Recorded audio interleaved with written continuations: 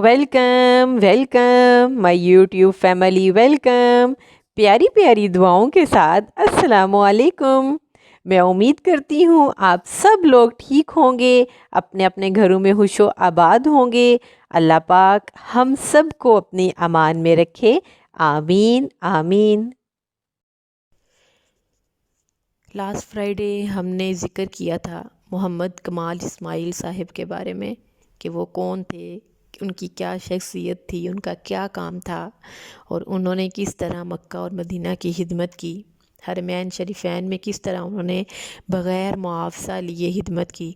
उसी को मैं कंटिन्यू करते हुए आज उसका बकिया हिस्सा आपको बताती हूँ कि जब मस्जिद नबवी के लिए पत्थर खरीदने का टाइम आया और वो ग्रीस में गए जहाँ पे वो हास पत्थर था। वो हास पत्थर क्या था मैं पिछले फ्राइडे आपको बता चुकी हूँ कि उसकी क्या खसूसियत थी। तो उस उस कंपनी के चीफ़ एग्जेक्टिव ने बताया कि वो मार्बल तो हमने आपके जाने के बाद बेच दिया था, अब तो 15 साल हो गए हैं। कमाल बहुत अफसरदा हुआ और मीटिंग छोड़कर जाने लगा।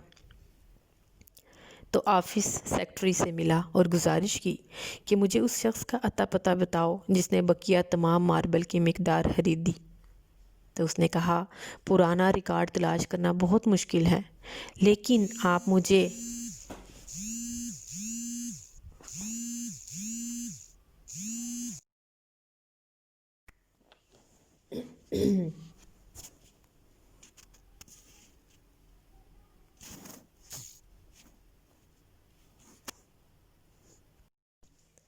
आप मुझे अपना फ़ोन नंबर दे जाएं, मैं तलाश करने की कोशिश करती हूँ।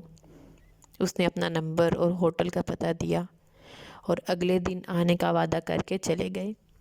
दफ्तर छोड़ने से पहले कमाल साहब ने सोचा कि मुझे क्या ज़रूरत है कि किसने ख़रीदा, अल्लाह खुद ही कोई बंदोबस्त कर देगा।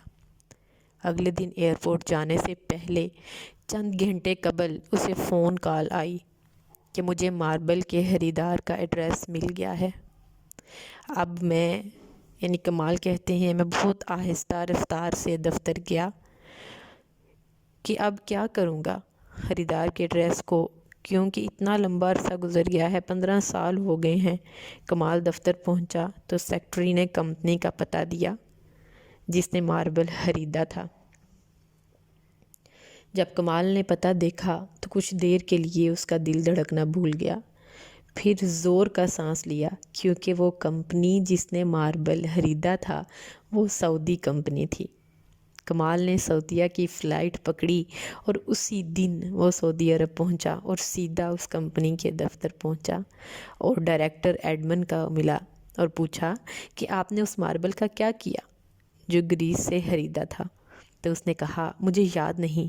फिर उसने स्टॉक रूम से रब्ता किया और उनसे पूछा कि वो सफ़ेद मार्बल जो ग्रीस से मंगवाया था किधर है। तो उन्होंने कहा कि वो सारी मिकदार मौजूद है और इस सारी मिकदार वो मौजूद है और उसको कभी इस्तेमाल ही नहीं किया गया।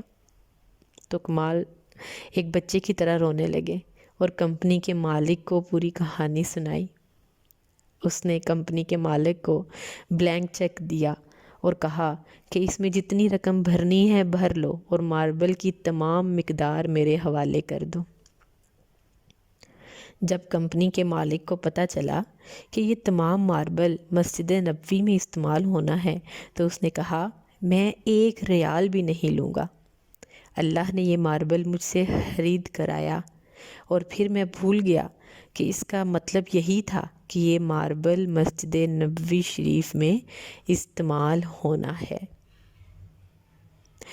तो माय यूट्यूब फैमिली देखें अल्लाह ताला की हिकमतें, उसके काम, उसके राज वही ज़ात जानती है कि कौन सा काम कब होना है और कौन सा काम किस तरह करना है।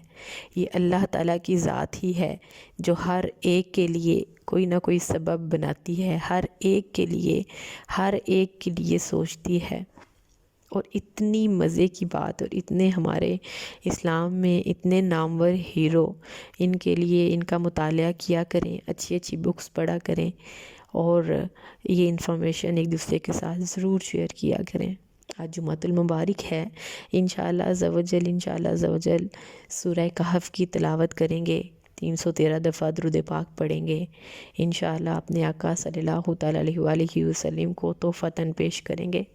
فالحمدللہ تعالیٰ، خدائے بزرگ و برتر کا فضل و احسان کہ اس نے ہمیں ہدایت عطا فرمائی، اس پر ہم اس کا شکر ادا کرتے ہیں اور اسی سے ہی مدد چاہتے ہیں، اس کی پاک ذات پر ہمارا بھروسہ ہے۔ ہم دعا کرتے ہیں کہ وہ ہمیں اور ہماری اولاد کو نماز قائم کرنے والا بنائے، دنیا جہان میں، دنیا و آخرت میں سرخرو کرے اور ایمان پر خاتمہ کرے، آمین آمین بجاہ النبی الامین۔